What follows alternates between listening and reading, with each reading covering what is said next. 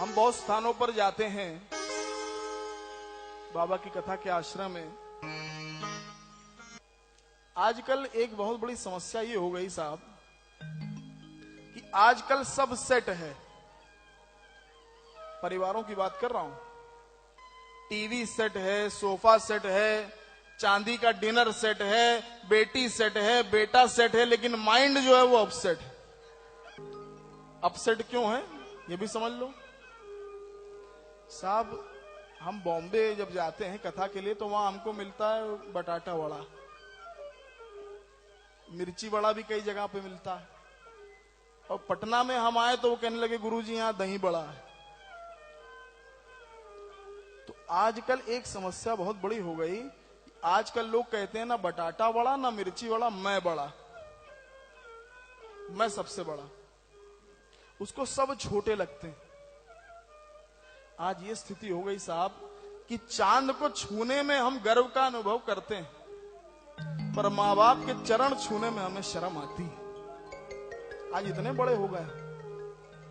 उस दिन एक व्यक्ति मेरे पास आया, कहता है कि मेरे ख्वाब तो बहुत ऊंचे हैं लेकिन मेरा देश बहुत छोटा है।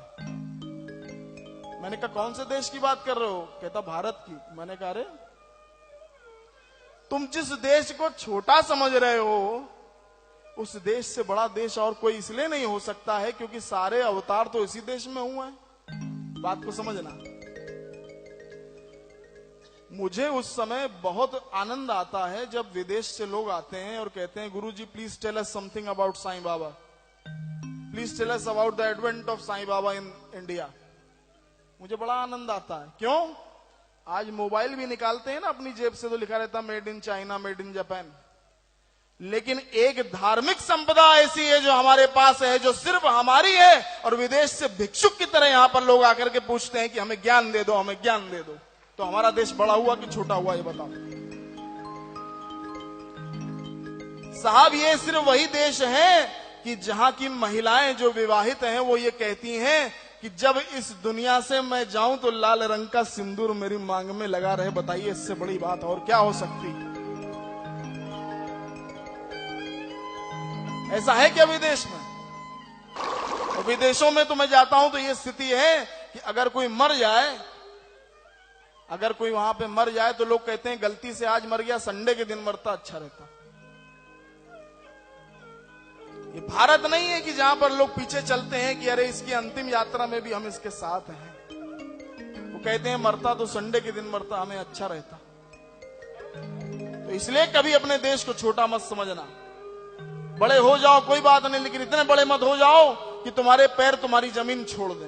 हमेशा ध्यान रखना। तो आजकल ये सबसे बड़ी समस्या कि मैं बड़ा। ध्यान रखना, अगर कोई इस दुनिया में बड़ा है तो मेरे साईं, मेरे गुरुदेव वो सबसे बड़े हैं, इनसे बड़ा और कोई नहीं साहब। जो बात दवा से बन ना सके वो बात दुआ से होती है। जो बात दवा से बन ना सके वो बात दुआ से होती है। और जब सच्चा सदगुरु मिलता है तो बात खुदा से होती है। तो इसलिए साहब हम इतने बड़े ना हो जाएं कि हमें सब छोटे लगने लगे। और अपनी वाणी को 19वें अध्याय में भगवान ने वर्णित किया है कि अपनी वाणी पर ध्यान दो। हम ऐसे शब्द ना बोले जो कटु हों, जो लोगों को चुभे। शब्द संभाल कर बोलिए, इसके हाथ ना पाओ, एक शब्द अमृत घोले दूजा शब्द दे घाव। ये बहुत आवश्यक है। आज आप सब यहां पर आए हैं, आप मुझे देखने के लिए नहीं आए हैं, आप मुझे सुनने के लिए आए। ये वाणी का प्रभाव है। माता पिता से कैसे बात करनी है हम भूल गए। पति और पत्नी का क्या संबंध है हमें ध्यान नहीं। बड़ी विषम परिस्थिति होती जा रही है। आज ये हालत है, मेरी बात को अन्यथा मत लेना,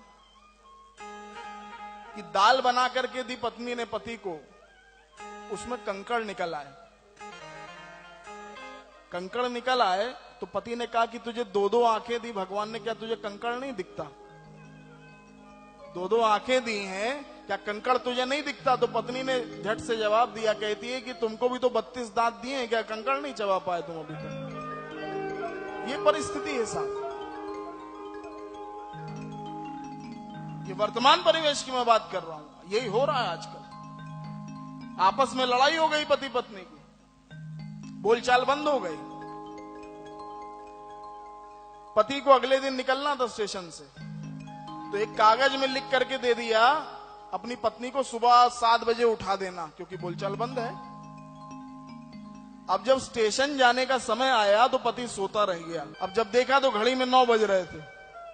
तो अपनी पत्नी से कहता है मैंने तो पर्ची में लिख करके दिया था कि 7 बजे उठा देना। तो पत्नी कहती है देख लो बगल में पर्ची पड़ी, पर्ची में लिखा हुआ था 7 बज गए उठ जाओ।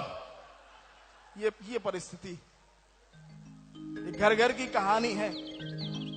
ऐसा व्यवहार है आपस में और हम कहते हैं कहो ना प्यार है। ये प्यार है? ऐसा प्यार होता है? दीवारों के बीच में रहते थे वो दिन थे, आज बीच बीच में दीवारें आ गई हम लोगों के। दीवारों के बीच में रहते थे, आज बीच में दीवारें हो गई। और सच्चाई क्या है मैं आपको बताऊं, दोस्त यार सब याद रहे पर सगे भाई को भूल गए। आज हम जो है अपने रिश्तों को ही नहीं संभाल पा रहे। दोस्त यार सब याद रहे पर सगे भाई को भूल गए। और याद रखना साली का जन्मदिन याद रहा पर मां की दवाई भूल गए। ये परिस्थिति है। इसलिए